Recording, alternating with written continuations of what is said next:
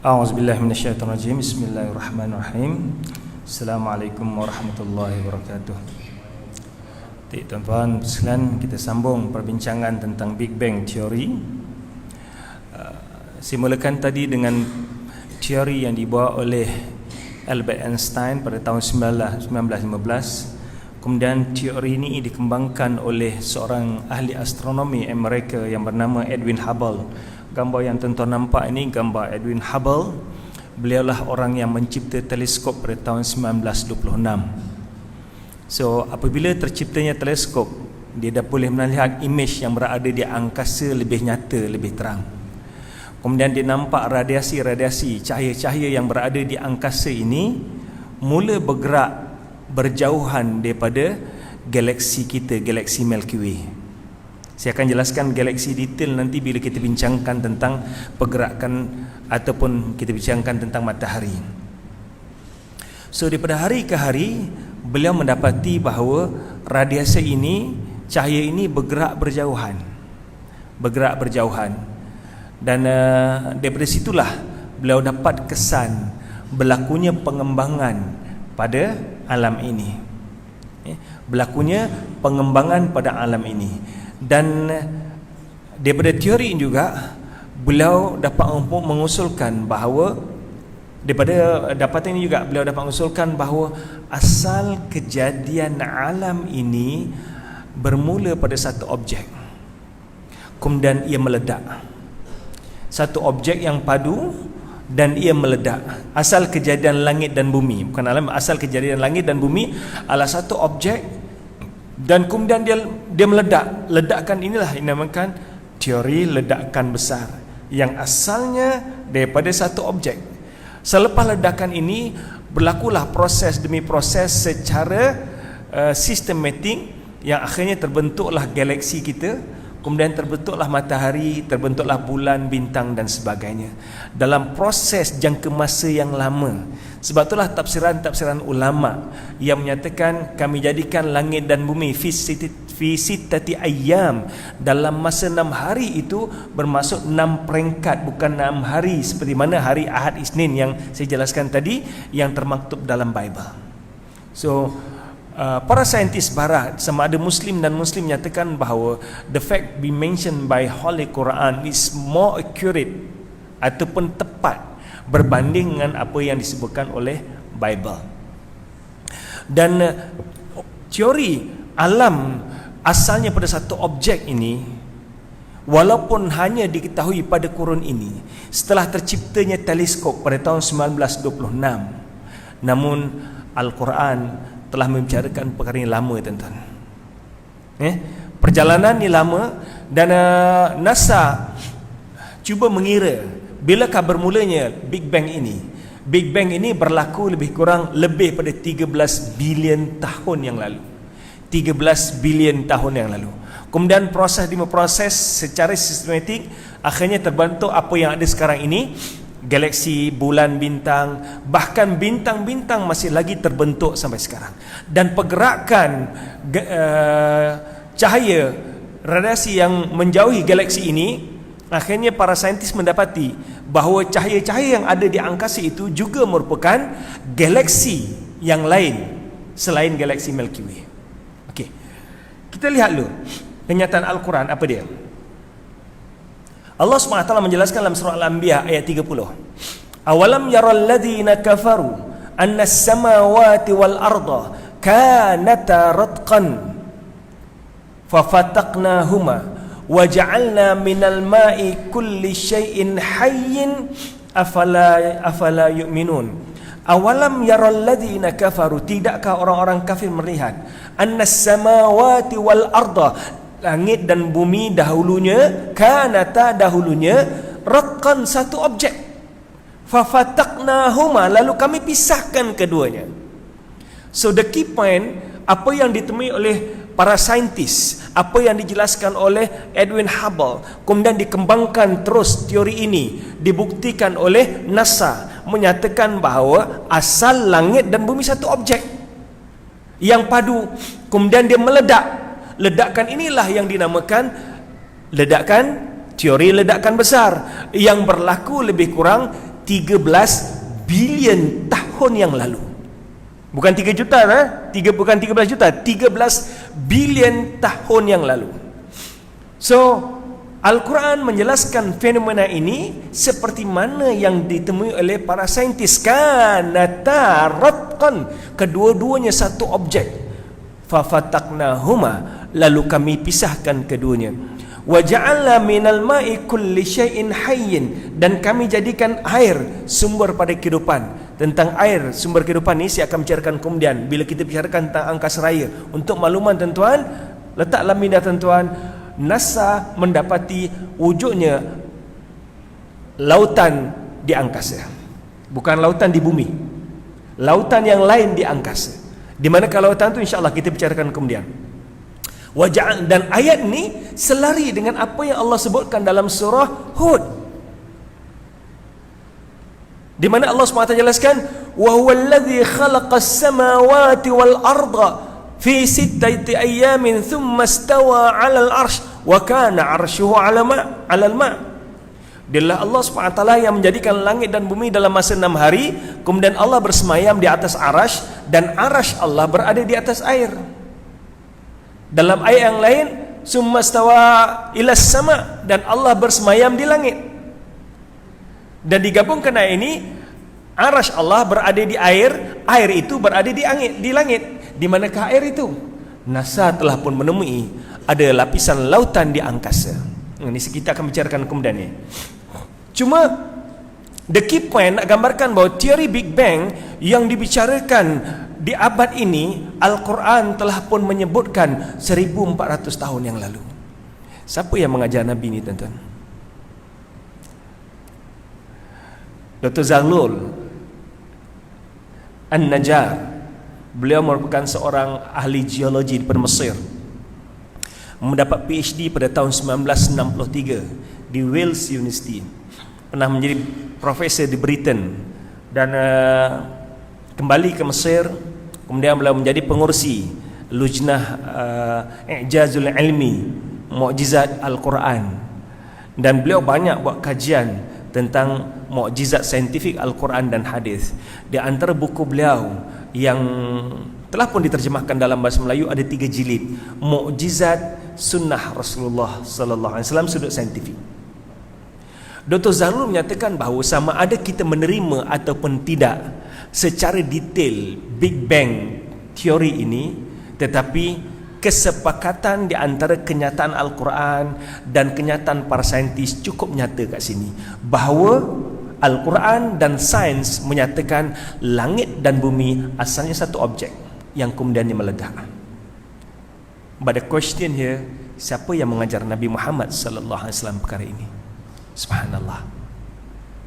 Tidak mungkin, tuan-tuan, orang seperti mana Nabi Muhammad sallallahu alaihi wasallam yang tidak tahu membaca, yang tidak tahu menulis, yang tidak ada ilmu ini di zaman Nabi Muhammad sallallahu alaihi wasallam, dapat merungkaikan perkara ini secara lebih detail seperti ini. InsyaAllah saya akan tunjukkan satu persatu nanti kejadian alam ini, fakta-fakta yang cukup menakjubkan, yang ramai di kalangan kita mungkin sebelum ini tidak mengetahui perkara ini. So ini teori Big Bang yang disebutkan dalam Al-Quran, di mana Dr. Abdul Majid Az-Zindani, gambar yang pertama saya tunjukkan tadi, ya, menyatakan ayat ini dimulakan dengan awalam yaral ladzina kafaru. Tidakkah orang kafir melihat? Dalam merungkaikan, mengulas ayat ini, Dr. Abdul Majid menjelaskan Allah menyebutkan tidakkah orang kafir melihat, seolah-olah Allah beri gambaran pada kita bahawa penemuan fakta ini ditemui oleh orang-orang kafir. Sebab tu Allah mulakan ayat ini dengan awalam yaral ladzina kafaru. Tidakkah kamu wahai orang kafir yang menemui penemuan ini, bagaimana terciptanya langit dan bumi pada satu objek, kemudian selari penemuan kamu dengan dengan kenyataan Al-Quran, apakah kamu masih lagi tidak mau beriman pada Allah SWT? Okay. Tadi saya dah jelaskan tentang gunung sebagai pasak pancang, kemudian Big Bang Theory, kemudian tadi saya sebutkan sikit tentang langit mengembang, apa yang dijelaskan oleh Edwin Hubble. Edwin Hubble hanya menjelaskan radiasi cahaya-cahaya yang ada di angkasa ini bergerak berjauhan dengan galaksi kita. Galaksi kita dipanggil galaksi Milky Way ataupun dalam bahasa Melayu Bima Sakti. Kemudian NASA mendapati radiasi yang disangka sebagai cahaya biasa itu rupanya merupakan kelompok-kelompok galaksi yang lain seperti mana galaksi kita. Dan NASA mengesan jumlah galaksi yang ada di angkasa berjumlah lebih pada 100 bilion galaksi. Dan setiap galaksi mengandungi lebih di antara 200 hingga 400 bilion bintang-bintang. Tuan-tuan boleh bayangkan luasnya tak alam ni. Satu galaksi kita ni, tuan-tuan bayangkan lebih pada 100 bilion galaksi. Dan setiap galaksi mengandungi lebih pada 200 bilion bintang. Dan saiz galaksi kita sahaja, timur dan barat ini tidak boleh disukat dengan ukuran kilometer. Hanya boleh disukat dengan kelajuan cahaya. So timur dan barat, jarak galaksi kita ini sejauh 1,000,000 tahun cahaya. Macam mana tuan-tuan nak kira? 1,000,000 tahun cahaya bergerak 300,000 kilometer sesaat. Sesaat tau, bukan sejam. 300,000 kilometer sesaat. Kalau satu tahun ada 365 hari, kita nak kira macam mana? 1,000,000 tahun ni 365 1/4 kali 24 jam kali 60 minit kali 60 saat kali 300,000 kali 1,000,000. Boleh kira tuan-tuan? Itu baru satu galaksi kita. Dan ada lebih pada 100 bilion galaksi yang ada di angkasa. Dan angkasa ini galaksi ini bergerak berjauhan di antara galaksi-galaksi yang ada. Bagaimana pergerakan nanti saya akan bicarakan lepas saya bicarakan tentang matahari. Dan pengembangan langit pergerakan galaksi ini, apakah ini yang Allah sebutkan dalam surah Az-Zariyat ayat 47? Was-samaa'a banainaha bi'aidin wa inna lamusi'un. Dan langit kami binakan dengan tangan kami. Wa inna lamusi'un, dan kamilah yang mengembangkan langit. Lamusi'un maksudnya benda tu berterusan berlaku. Kalau Allah sebutkan wa inna lawasa'naha, kamilah yang telah mengembangkannya. It could be once upon a time dia mengembang kemudian berhenti sebab past tense. Wa inna lawasa'naha, kami yang mengembangkannya. Tetapi bila Allah sebutkan wa inna lamusi'un, ia memberikan gambaran bahawa langit terus mengembang, belum berhenti lagi. Subhanallah. Tentang pengembangan angkasa ini tuan-tuan, tidak ada orang manusia zaman Nabi Muhammad yang tahu perkara ini. Siapa yang mengajar Nabi Muhammad SAW? Allahu Akbar. Itulah yang disebutkan tadi dalam kita menyambut Maulid Rasul, kita agung-agungkan Nabi. Nampak bagaimana ramai ilmuwan-ilmuwan dunia yang telah memulai agama Islam dengan fenomena-fenomena seperti ini. Di antara orang yang teruja dengan perkara ini ialah Profesor Albert Kroner. InsyaAllah hujung nanti kita akan lihat gambar dia. So, fakta yang ketiga tentang pengembangan alam. Kita akan lihat nanti ledakan supernova, bagaimana ia berlaku dan pengakhiran dunia. Saya dah jelaskan tadi tentang komposisi bumi kita, gunung sebagai pasak, kemudian Big Bang, terbentuknya langit dan bumi, kemudian pengembangan langit. Yang keempat, tentang matahari. Apakah matahari statik ataupun bergerak?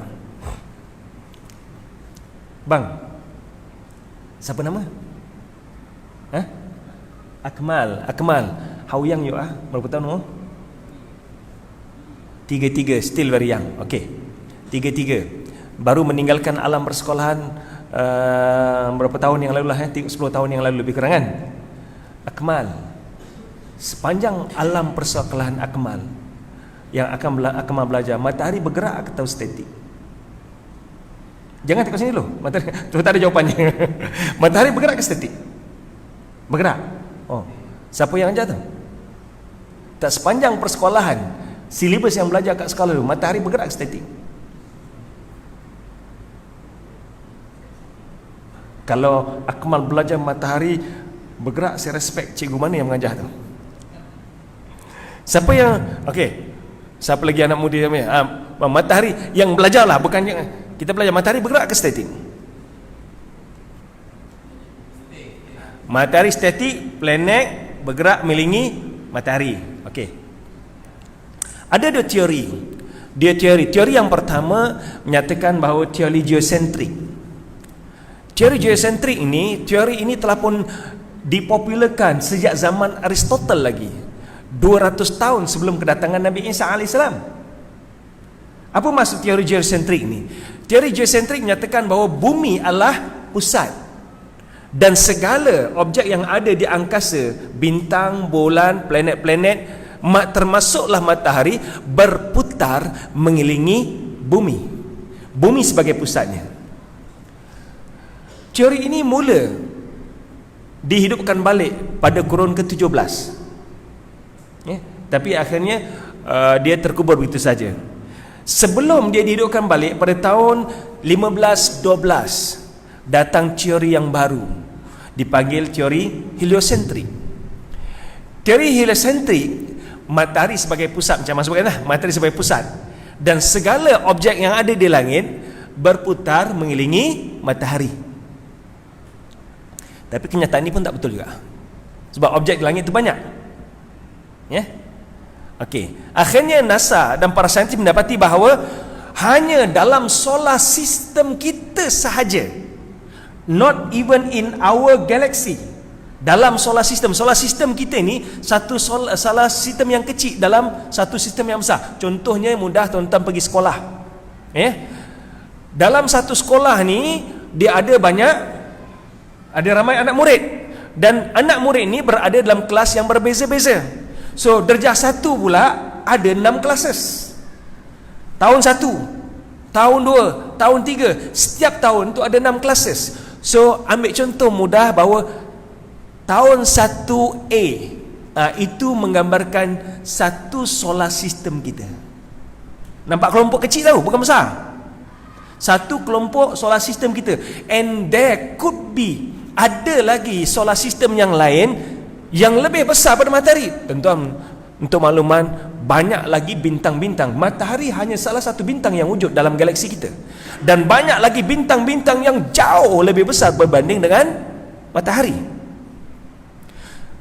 So teori heliosentrik menyatakan bahawa matahari sebagai pusat, dan dalam solar system ini bintang-bintang, planet-planet berputar mengelilingi matahari.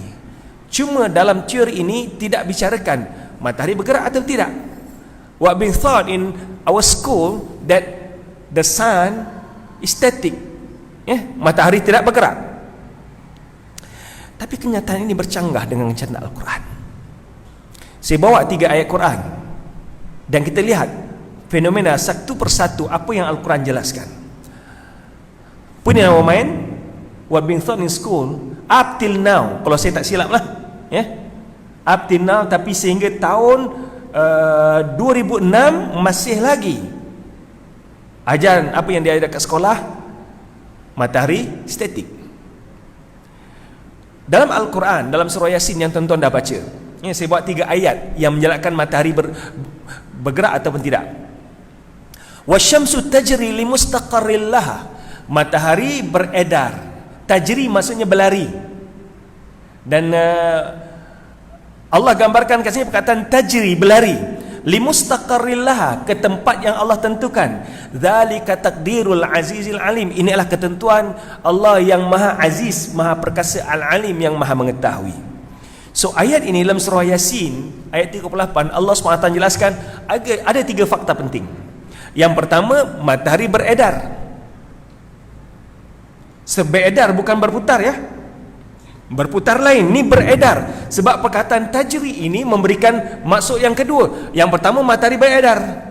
Yang kedua, matahari tajri dalam pergerakan yang laju. Tajri ini movement from place to another place. Pergerakan dari satu tempat ke satu tempat.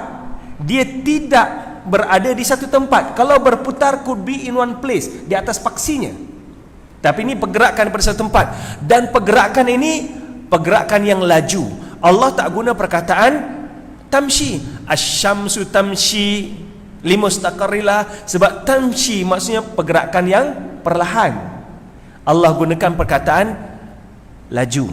Nanti hujung, kalau ada waktu lagi, saya akan bicarakan tentang black hole yang telah saya bicarakan dan kita kaitkan dengan supernova. Allah menggunakan perkataan dalam ayat tersebut al-jawwar. Wala uqsimu bil khunnas. Al-jawwar, jawwar dengan jara ni sama. Jara yajri, ya. Jawwar pergerakan yang terlampau laju. Cuba tuan-tuan perhatikan, tengok orang Arab, ya. Kalau orang Melayu, culture Melayu, dia kata orang ni bodoh, kata kamu ni kerbau, tak kerbau. Betul bodoh. Tapi kalau orang Arab, orang tu goblok sangatlah. Dia kata anta himar. Dia ni goblok, anta himar, keldai. Tapi kalau orang yang terlampau sangat gobloknya, dia tak kata anta himar, dia akan kata anta humar. Humar ni goblok sangat. Kabir maksudnya besar. Kubbar, inna hadza la syai'un kubbar, terlampau besar. Jara yajri, tajri, laju. Jawar maksudnya terlampau laju. Sebila Allah gunakan perkataan tamshi, tajri ini pergerakan yang laju. Perhatikan kat sini, yang pertama matahari bergerak, beredar. Yang kedua peredaran yang laju. Yang ketiga limustaqarrillah, pergerakan yang ada destinasi. Kalau tuan-tuan tengok masa kita kemas rumah, kadang-kadang kemas rumah, angkat buku sana, bila angkat buku nampak bawah tu semut dengan telur-telurnya. Apa yang berlaku pada semut ni? Dia lari cacah marbah sini kan. Pergerakan yang tak ada arah. Tak, matahari walaupun bergerak laju macam semut tapi bergerak laju, matahari bergerak dengan ada arah yang Allah tentukan. So 3 perkara, ya. Matahari bergerak, kedua pergerakan laju, yang ketiga ada destinasi yang nak dituju. Kemudian dalam surah ayat Al-Anbiya ayat 33 dalam surah Al-Anbiya ayat 33, apa yang Allah jelaskan?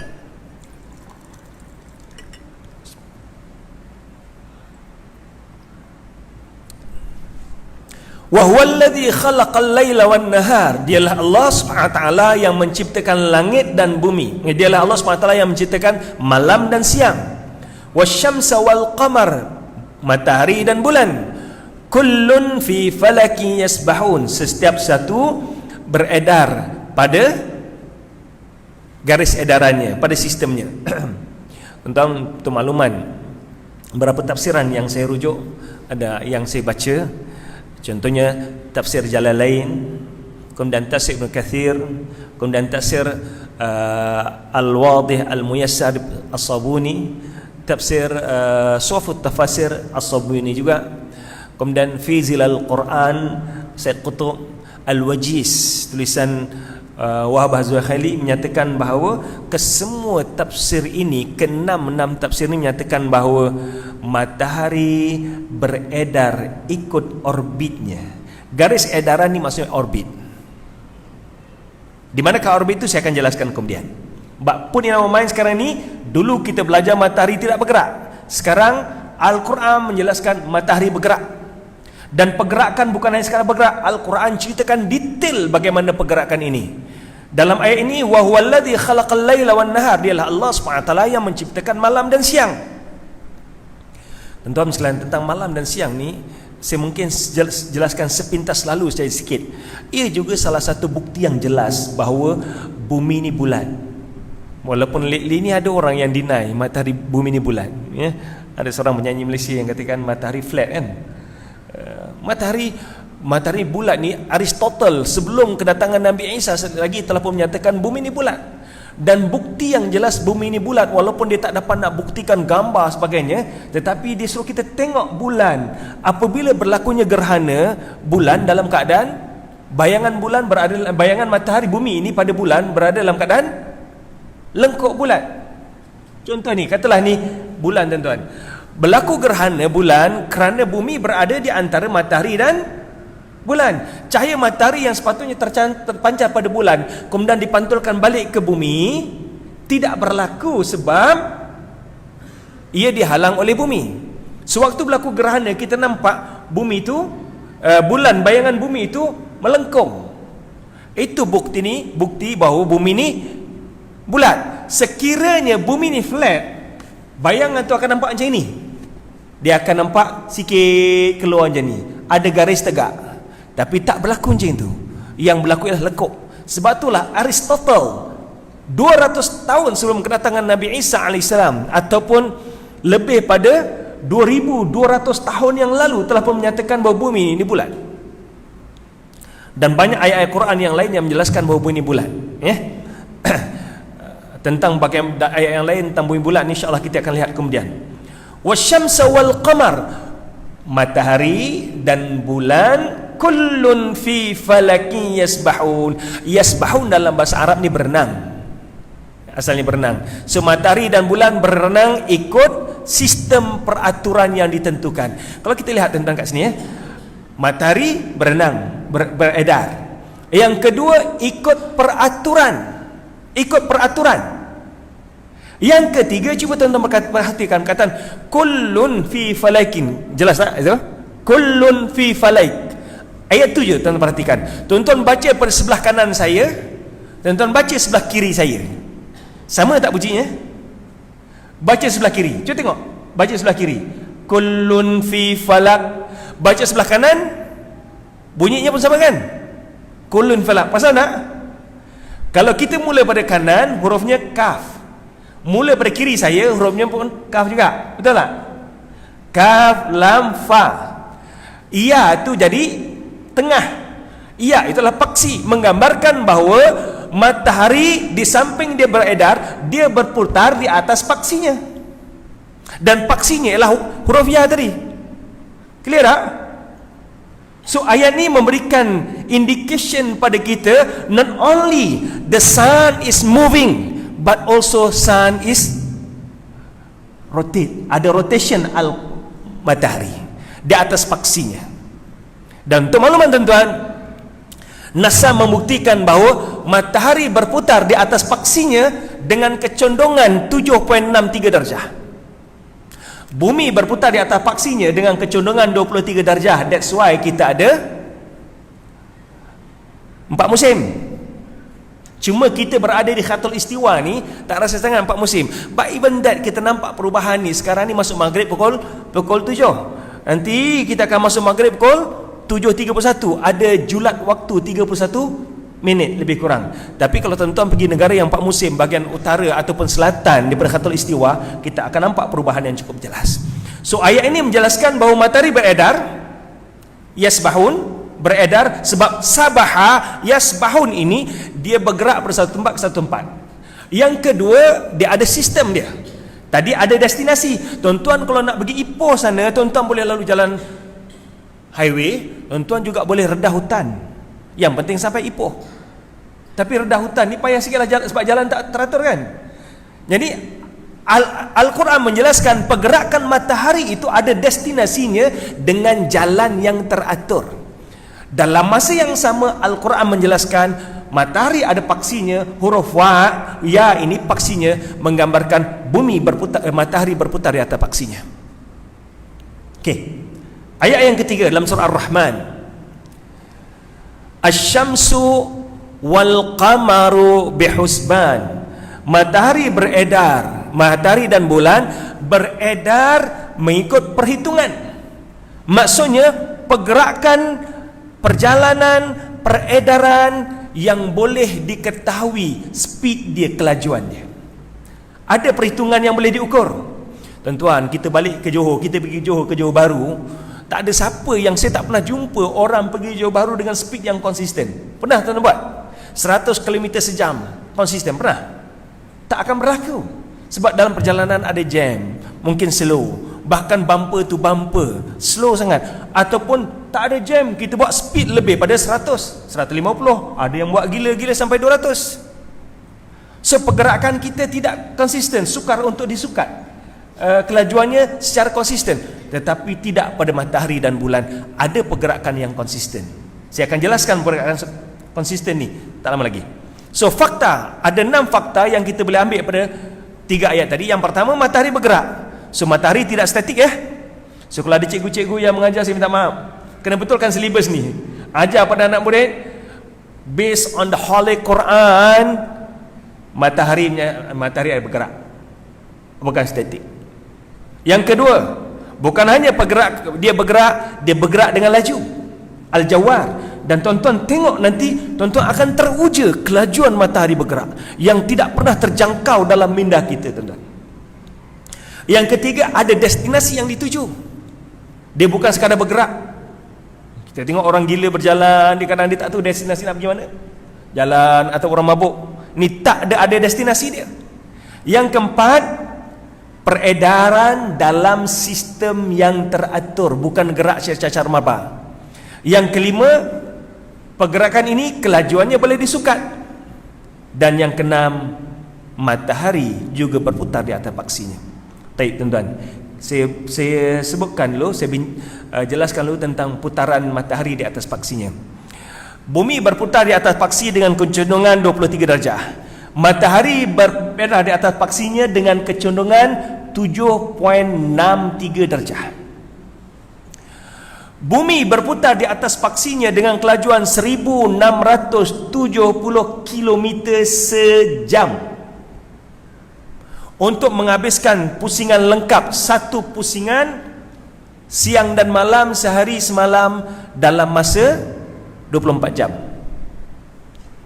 24 jam.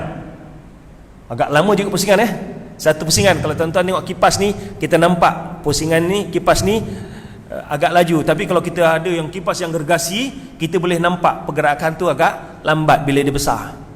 So matahari lebih besar pergerakan dia, walaupun pergerakan dia lebih laju daripada bumi. Matahari berputar di atas paksinya dengan kelajuan 1.997 km sesaat, ataupun lebih kurang 2 km sesaat. 2 km sesaat laju, tuan-tuan. Kalau kita convert pada jam, dia jadi 7.189 km sejam. Bumi bergerak dah laju dah 1.670 km sejam. Matahari lagi laju 7.189 km sejam. Batu sebutkan tadi, Al-Quran menjelaskan matahari bergerak laju, bukan gerak perlahan. Walaupun pergerakan matahari yang begitu laju, matahari mengambil masa 25.36 atau 25 hari untuk menghabiskan satu pusingan. Berarti satu hari di bumi, di matahari, sama dengan 25 hari di bumi kita. Ini gambaran teori relativity yang digambarkan oleh Albert Einstein. Satu hari di akhirat sama dengan 1000 tahun di dunia ini, ataupun lebih dari 1000 tahun di dunia. Satu hari di matahari bersamaan dengan 25 hari di bumi ini. Ini bumi matahari berputar di atas paksinya. Dalam masa yang sama, matahari juga beredar seperti mana bumi beredar. Kalau bumi dalam teori heliosentrik tadi, bumi beredar mengelilingi matahari kan. Jadi matahari ni beredar mengelilingi apa? Matahari beredar ikut orbitnya mengelilingi nukleus galaksi kita. Galaksi kita ni yang besar, 1,000,000 tahun cahaya jarak dia, timur dan barat, dan bahagian pusatnya dipanggil nukleus. Galaksi tengahnya nukleus ini matahari bersama dengan gugusan bintang-bintang yang ada di samping bintang-bintang ini bergerak mengelilingi matahari, ia juga bergerak mengelilingi nukleus galaksi. Seperti mana bulan, tuan-tuan? Tuan-tuan tengok bulan mengelilingi bumi sebab bulan adalah satelit pada bumi. Dalam keadaan bulan mengelilingi bumi, katalah ini bumi, bulan mengelilingi bumi, bulan juga ikut bumi mengelilingi matahari. Demikian juga matahari bersama dengan gugusan bintang-bintang yang lain bergerak ikut orbit masing-masing mengelilingi galaksi, mengelilingi nukleus galaksi. Dan kelajuan matahari bergerak terlampau laju dengan kelajuan 220 km sesaat. Tuan-tuan, seolah-olah daripada KL pergi ke Ipoh tahu. Kita naik kereta Ipoh, KL Ipoh berapa jam? 2 jam lah. 2 jam buat laju sikit 2 jam. Ini 1 saat. 1 saat. Tuan-tuan kalau boleh buat kereta 220 km sejam, cuba buat. Buka tingkap 44, buat 200. Apa jadi? Segala apa yang ada dalam kereta kalau boleh terbang akan terbang. Itu baru 200 km sejam. Dan kelajuan yang paling tinggi yang pernah disukat Formula 1 350 km sejam. Formula 1 itu pun distance yang pendek. Dan kenderaan yang paling laju yang kita naik Boeing 747 hanya kelajuan lebih kurang 9,000 lebih je, 9,400 9,300 km sejam. Maksimum 9,400. Kebiasaannya 9,000 lebih dia bawa. Dan kalau kita naik Boeing 747, kita tak mampu nak mengejar pergerakan bumi mengelilingi matahari sebab bumi bergerak mengelilingi matahari dengan kelajuan 107,200 km sejam. 107,200. Matahari bergerak menjangkau 800,000 km sejam. 220 km sesaat lebih kurang 800,000 km sejam. Terlampau laju. Jadi pergerakan matahari mengelilingi nukleus galaksi 7 kali ganda lebih laju pada pergerakan bumi mengelilingi matahari. Sebab tu pada awal sebutkan matahari bergerak not only moving but moving very fast dengan kelajuan 220 km sesaat.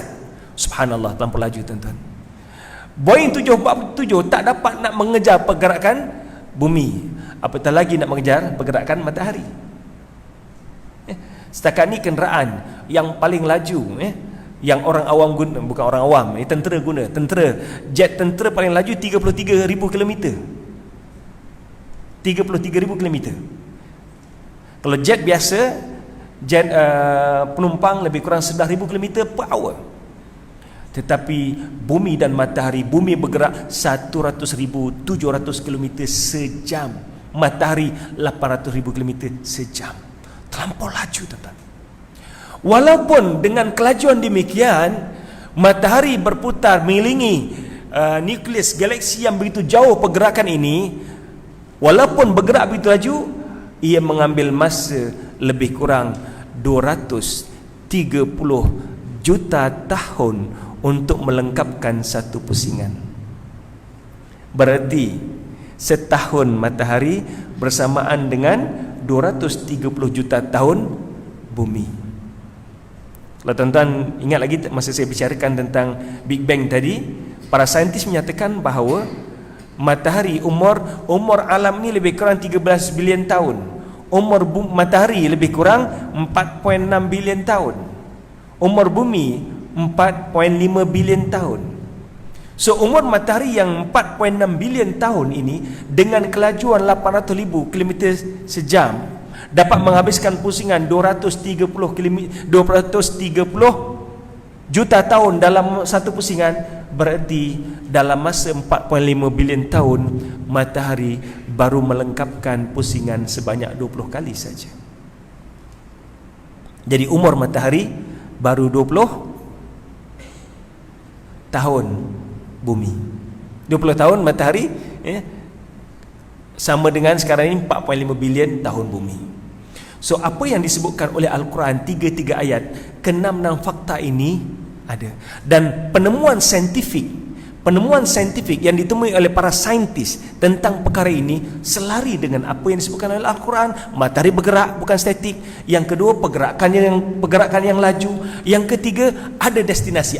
Destinasi dia apa? Kalau kita lihat, saintis NASA menyatakan bahawa matahari bergerak ke satu tempat yang dinamakan ke arah solar apex. Namun demikian, tafsiran-tafsiran muktabar para ulama yang saya rujuk tadi, ke-6 tafsir yang saya jelaskan tadi, menyatakan bahawa, utamanya Syekh Wahbah Zuhaili menyatakan matahari akan terus bergerak ikut orbit yang diaturkan oleh Allah Subhanahu Wa Taala, dan pergerakan ini tanpa henti hinggalah berlakunya kiamat, maka akan terhentilah matahari. Apabila terhenti, itulah destinasi dan disitulah berlakunya kiamat. So limustaqarrillaha itu adalah detik berlakunya kiamat apabila matahari berhenti beredar. Itu tafsiran ramai para ulama. Namun apa yang disampaikan ataupun diulas oleh saintis NASA, limustaqarrillaha, matahari ada destinasi. Destinasi itu adalah solar apex. Cuma wallah alam secara detail kita lihat apa yang disebutkan oleh para mufassirun lebih dekat dengan kejadian alam ini, bahawa matahari beredar ikut orbit dia mengelilingi nukleus. Cumanya limustaqarrillaha juga boleh digambarkan destinasi pergerakan galaksi kita. Tuan-tuan sekalian, para saintis NASA menemui bahawa, kalau ingat tadi saya sebutkan langit kita mengembang. Pengembangan langit kita ini ikut pergerakan yang didetek oleh NASA. Galaksi kita bergerak selaju 50 km sejam. Oh, macam tak laju Ustaz, tak laju. Matahari laju kan? Ni 50 km macam motor Honda Kapcai je kan? Cuba tuan-tuan tengok, pergerakan 50 km sejam, satu hari ada 24 jam. Okey, satu hari 24 jam. 24 jam kali 50 berapa? 1200 km. Berarti bumi, galaksi kita bergerak 1200 km satu hari. Kalau setahun kali 365 hari. Dan umur galaksi kita telah melebihi 5 bilion tahun. So 1200 kali 365 1/4 kali 5 bilion. Jauh tak pergerakannya? Kalau satu galaksi kita ini bergerak sejauh itu, dan galaksi-galaksi yang lain bergerak berjauhan mengembang antara satu sama lain, tuan-tuan boleh faham tak betapa luasnya alam ini? So bila kita baca ayat Quran, Alhamdulillahi Rabbil Alamin, segala puji bagi Allah yang memiliki alam yang begitu luas ni. Nampak tak luasnya alam ini? Bukan hanya bumi kita je tuan-tuan, terlampau luas alam ini. Persoalan yang timbul kat sini ialah bagaimana Nabi Muhammad SAW boleh menceritakan fakta-fakta ini. Ini yang dijelaskan oleh Profesor Dr. Alfred Kroner, seorang saintis dari Jerman, seorang ahli geologi yang baru saja meninggal dunia pada 19 Mei tahun ini. Diberitakan dia telah memeluk agama Islam, tapi wallah alam, saya cuba cari kenyataan beliau secara jelas di memeluk agama Islam, saya tak jumpa. Sebab kadang-kadang umat Islam ni suka untuk menghibur-hiburkan. Contohnya saya ada baca kenyataan palsu, fake news about conversion to Islam. Antara yang disebutkan ialah mungkin tuan biasa dengar nama Michael Jackson.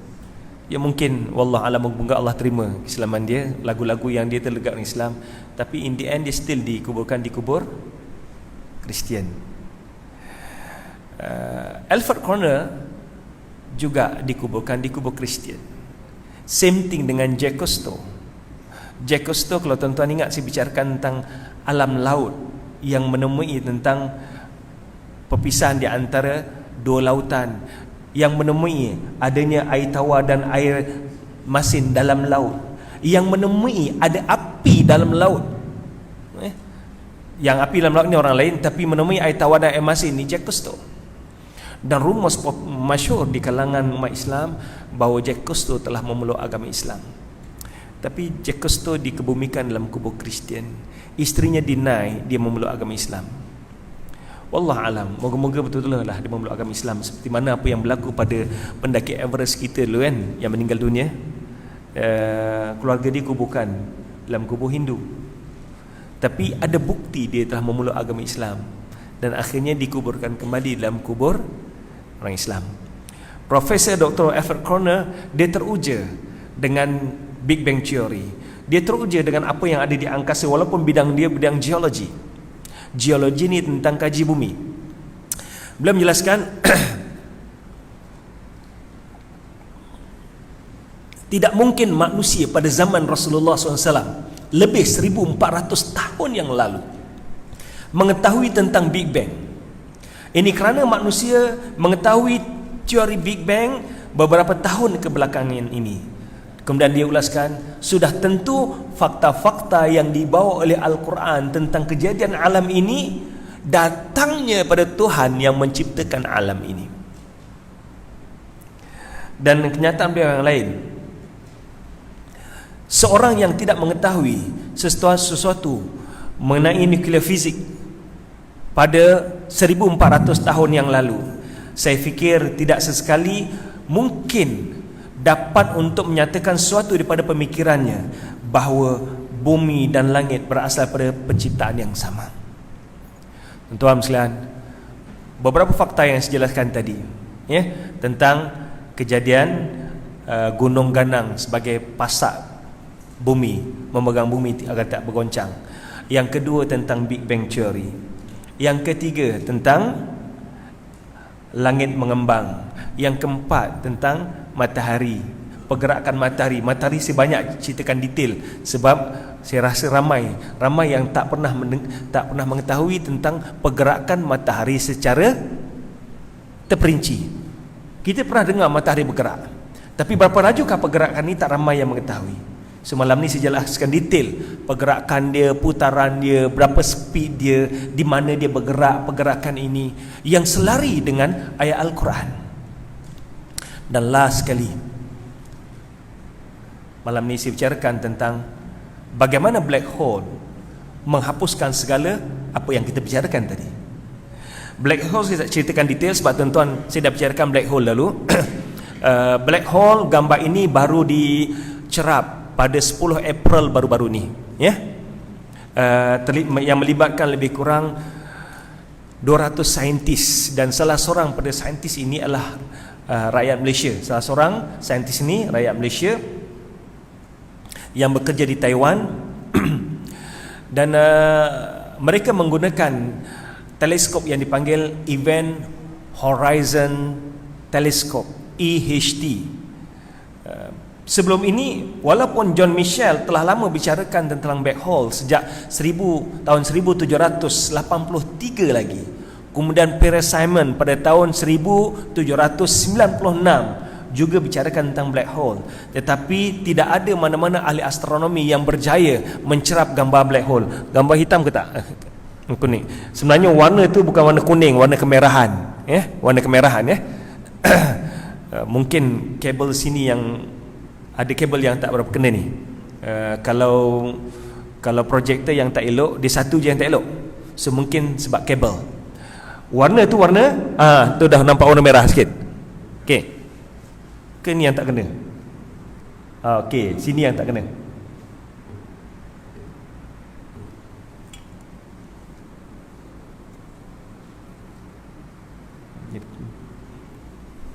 Okey.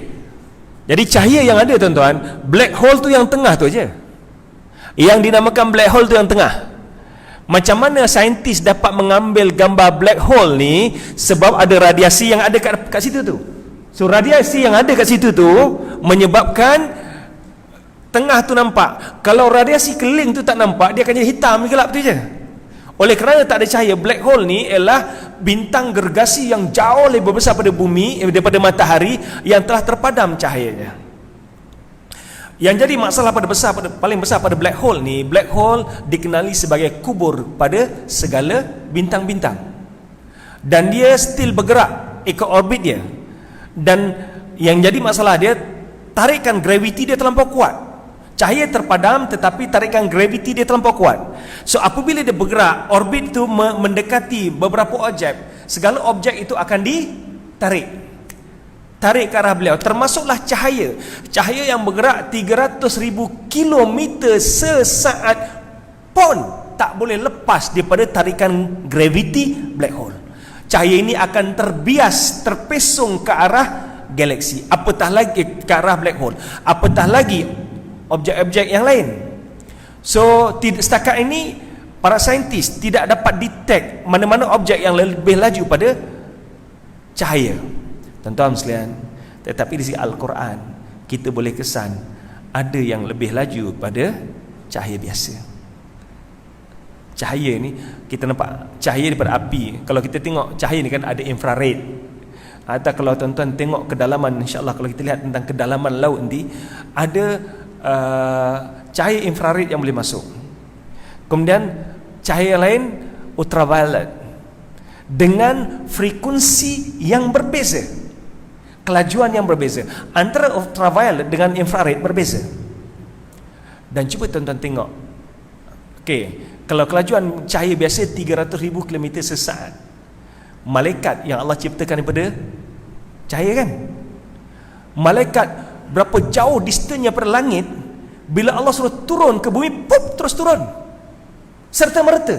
Meaning to say that the angel can move faster than the light, normal light. Cuma kita tak boleh nak buktikan lagi sebab angel tak boleh nak dibuktikan dengan fakta saintifik. But we could understand from the Holy Quran that the angel move faster than the normal light. Sebab bila Allah perintahkan sesuatu, terus dia lakukan, tak ingkar. Tuk, berarti pergerakan yang begitu laju. Okey, itu mungkin perlu kajian yang lain lah. Tuan-tuan yang nak kaji bagaimana pergerakan cahaya ultraviolet dengan infrared, dan pergerakan cahaya yang dimiliki yang dibuat Allah jadikan malaikat bercahaya. Apakah jenis cahaya malaikat ini? Wallahu alam, saya tak tahu lagi yang tu. Okey, tuan-tuan sekalian, matahari apabila dia meledak, matahari terus terbakar. Gas helium yang ada, hidrogen dan helium yang ada dekat matahari ni terus terbakar. Dan sekali ledakan matahari, kuasanya 100,000 kali ganda berbanding 100 juta kali ganda berbanding dengan bom atom di Nagasaki. Ledakan matahari terbakar tu 100 juta kali ganda berbanding dengan kuasa yang ada pada bom atom di Nagasaki. Bom atom yang dijatuhkan di Nagasaki ini telah pun meragut nyawa lebih 140,000 orang. Nak gambarkan dahsyatnya bom atom di Nagasaki, bayangkan satu ledakan matahari masa terbakar itu kuasanya 100 juta kali ganda berbanding dengan bom atom di Nagasaki. Bayangkan suasana, tuan-tuan. Ledakan supernova ini berlaku apabila black hole yang menerima segala objek bercantum. Tuan-tuan tengok apa yang berlaku awan. Apabila air terus meruap, akhirnya banyak. Apa jadi pada awan? Dia akan jatuh dalam bentuk hujan, kan? Tiba satu peringkat, black hole dia tidak akan tertanggung segala objek yang ditarik melekat pada beliau. Dan dikala itu, oleh kerana sudah tak tertanggung, terlampau tepu, menyebabkan bintang gergasi ini akan meledak. Kalau satu ledakan matahari ketika terbakar 100 juta kali ganda berbanding dengan bom atom di Nagasaki, bayangkan seluruh bintang gergasi black hole meletup. Bayangkan kuasanya, tuan-tuan. Ni dekat Sungai Buloh dulu tahun 87 apabila kilang mercun meletup. Banyak rumah sekitar kilang mercun tu rosak. Itu baru kilang mercun. Tahun 88 saya pergi Pakistan. Tahun itu gudang simpanan peluru tentera Afghanistan tentera Pakistan meledak. Tengah duduk itu nampak peluru masuk lalu kat rumah, tembus rumah. Banyak kawasan-kawasan yang berada di sekitar gudang simpanan peluru itu hancur lebur. Bayangkan apabila bintang gergasi ini yang jauh lebih besar daripada matahari kita meledak hancur. Ledakan ini akan menyebabkan gegaran yang terlampau kuat. Dan ledakan ini menghasilkan cahaya yang begitu hebat. Tuan-tuan tengok apabila dua kapal terbang berlanggar, cahaya itu akan nampak di angkasa. Bayangkan bintang ini meledak. Apakah ini yang Allah sebutkan dalam Al-Quran? Fa idza syaqqatis samaa'u fakanat wardatan kaddihan. Apabila langit terbelah, kamu akan nampak cahaya yang merah menyala bagaikan mawar merah, berkilau bagaikan minyak yang panas. Kemudian ledakan ini menghasilkan gegaran yang terlampau kuat, dan gegaran ini menyebabkan segala bintang-bintang yang beredar ikut orbitnya akan terkeluar. Apabila dia terkeluar, dia sudah tidak ikut sistem, menyebabkan dia akan berlanggaran antara satu sama lain. Dan pelanggaran ini menghasilkan lagi tenaga ledakan dan ledakan demi ledakan, menyebabkan seluruh bintang-bintang yang berbilion jumlahnya akan berlanggaran antara satu sama lain dan jatuh berguguran. Apakah ini yang Allah sebutkan dalam Al-Quran? Idza syamsu kuwirat, apabila langit dilingkari oleh cahaya. Apabila matahari kuwirat dilingkari oleh cahaya. Wa idzan nujumun kadarat, dan apabila bintang-bintang jatuh berguguran. Wa idzal jibalu suyirat, dan apabila gunung ganang dihancurkan. Dalam surah Al-Waqi'ah disebutkan idza waqa'atil waqi'ah, apabila berlakunya hari kiamat, laisa liwaq'atiha kadzibah, tidak ada siapa yang dapat menafikan hari berlakunya kiamat itu. Idza rujjatil ardu rajja, bila mana bumi digoncang segoncang-goncangnya. Wa busatil jibalu basa, dan bila mana gunung dibongkar sebongkar-bongkarnya. Fakanat haba'an mumbatha, lalu dia berterbangan bagaikan debu-debu yang berterbangan. Tuan-tuan, persoalan saya jelaskan tadi, gunung menjulang tinggi, dalam bahagian bawah ni menjunam ke bawah. Gunung yang menjunam ke bawah sebagai pasak bumi, memegang bumi pada bergoncang. Berlakunya kiamat, gunung tercabut keluar bersama dengan pasak-pasaknya dan hancur lebur. Bagaimana kuasa yang dimiliki ini? Nak gambarkan kuasa, dikitulah bagaimana kehancuran yang berlaku. So, gambaran para saintis menyatakan bahawa, saya cuma kaitkan dengan Al-Quran. Di poin saya gambarkan bahawa para saintis mendapati bahawa alam ini ada penghujungnya. Alam ini ada penghujungnya, dan kemungkinan besar penghujung alam ini disebabkan oleh ledakan supernova, ledakan pada black hole tadi. Apakah itu yang dimaksudkan oleh Allah SWT berlakunya kiamat? Allahu a'lam bishawab. Apakah ini ledakan supernova yang saya gambarkan panjang tadi rintisan cerita? Penghujungnya nak bagi tahu, saintis bagi tahu kita, dunia akan kiamat, dunia akan hancur. Cuma kita sebutkan kiamat. Cuma bilakah berlakunya kiamat ni, tuan-tuan? Mungkin tuan-tuan ada dengar WhatsApp ataupun yang viral dalam WhatsApp, kiamat berlaku pada bulan Ramadan tahun depannya. Wallahu alam, ikut perkiraan, it's my humble opinions based on the fact that mentioned by Rasulullah SAW, tanda-tanda besar belum berlaku lagi, dan rasanya jauh kiamat tidak akan berlaku tahun depan. Bukan nak beri kabar gembira, sebab kita tak tahu bila kiamat kita. Kita akan kiamat juga, kiamat mati kita. Tapi rasanya tidak, kiamat tidak akan berlaku tahun depan. Antara hujah saya ialah Nabi Isa belum turun lagi, Dajjal belum keluar merosakkan apa yang ada di muka bumi ini. Sebab hadis Nabi menjelaskan bahawa tanda besar berlakunya kiamat, keluarnya Dajjal, turunnya Nabi Isa. Nabi Isa akan pecahkan salib-salib, akan membunuh babi, akan menewaskan Dajjal, dan bumi ini akan diperintah dalam keadaan aman oleh Nabi Isa AS dalam jangka masa yang panjang. Kemudian lepas tu umat Islam mati, barulah kiamat. So bumi ini diperintah dalam keadaan aman berpuluh tahun, bukan tahun depan. InsyaAllah kalau pandangan itu mungkin agak jauh daripada kenyataan hadis-hadis Nabi yang lain, ya. Tuan-tuan sekalian, segala apa yang saya bicarakan ni untuk kita ingat kembali.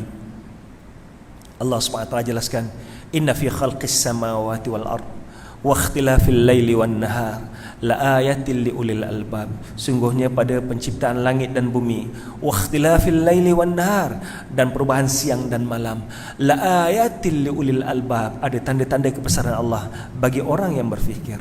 Alladzina yadhkuruna Allah qiyama, itu mereka yang ingat Allah SWT dalam keadaan qiyam, dalam keadaan berdiri, wa qu'ud, dalam keadaan duduk, wa ala junubihim, dalam keadaan berbaring, wa yatafakkaruna fi khalqis samawati wal ard, dan mereka sentiasa memikirkan, berfikir, menghayati, bertadabbur pada alam kauni, ayatul kaun, pada penciptaan langit dan bumi. Lalu mereka berkata, Rabbana ma khalaqta hadza batila, ya Allah, kau tidak ciptakan segala ini sia-sia. Dan tuan sekalian, kita lihat fenomena fakta-fakta yang ditemui oleh para saintis yang banyak selari dengan apa yang disebutkan oleh Al-Quran. It is impossible that all this fact mentioned by the scientists ini selari dengan Al-Quran. Fakta-fakta ini tak mungkin datang pada Nabi Muhammad sallallahu alaihi wasallam. Benarlah kenyataan yang menyatakan bahawa Quran is not a book of science, but is a book of science. Quran is not a book of science, but is a book of science. Quran bukan buku sains. Quran buku saintifik yang boleh dibuktikan. Tetapi Quran bukan buku sains, bukan buku biologi, bukan buku astronomi, bukan buku chemistry, but is book of science, tapi buku tanda-tanda kebesaran Allah SWT. Kita nampak keagungan kebesaran Allah SWT dalam kita mengagungkan ajaran Nabi Muhammad sempena Maulid Rasul. Kita agungkan Nabi Muhammad, nampak kebesaran Nabi Muhammad pada hidayah yang dibawa, ajaran yang dibawa. Dapatkan ini sebagai satu ruang untuk kita mendekati orang bukan Islam. Berapa ramai orang bukan Islam yang telah memulai agama Islam dengan fenomena-fenomena ini. Moga-moga dapat kita jadikan ia sebagai medan dakwah kita. Ajar orang pada agama Islam, ajar orang mendekati Islam, ya. Sebab apa yang dibawa oleh Islam ini boleh kita buktikan, boleh kita jelaskan fakta-faktanya. Islamlah agama yang benar. Tuan-tuan nak tunggu lagi ke ni? Kalau tuan nak tunggu, tunggulah, saya nak balik dah. Kita berhentilah tuan sekali dulu, ya. Banyak sangat yang pening kepala, banyak fakta. Tapi saya tak mengharapkan tuan-tuan hafal semua fakta-fakta ini, tapi at least dapat gambaran kebesaran Allah, kehebatan, kebenaran risalah yang dibawa oleh Nabi Muhammad sallallahu alaihi wasallam. Semuanya ini untuk membawa kita menjadi insan yang lebih bertakwa kepada Allah Subhanahu wa taala. Wallahu a'lam bissawab. Mohon maaf kelemahan kekurangan yang ada. Kemungkinan ramai di kalangan tuan-tuan yang lebih mahir daripada saya dalam bidang sains, ya. Saya sempat belajar sains sikit je sampai peringkat diploma je, ya. Lepas diploma simultanean saya dah lebih berubah pada bidang agama. Jadi mungkin tuan-tuan yang belajar bidang sains jauh lebih baik daripada saya. Kalau ada maklumat-maklumat yang saya sampaikan mungkin tak benar dalam bidang sains, tolong bagi tahu. Cuma ada sedikit maklumat yang saya dapat, yang saya kaji, yang saya baca.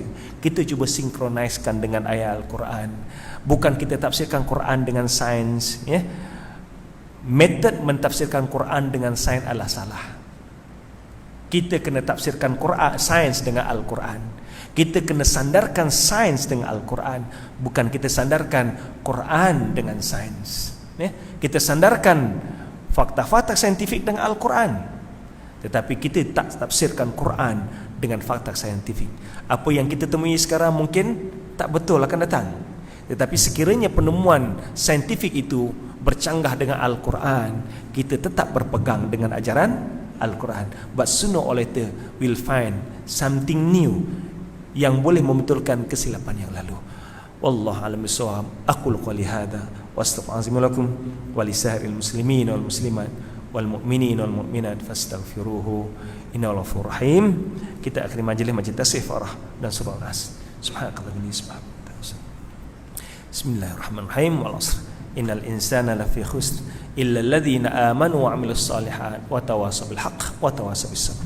Assalamualaikum warahmatullahi wabarakatuh.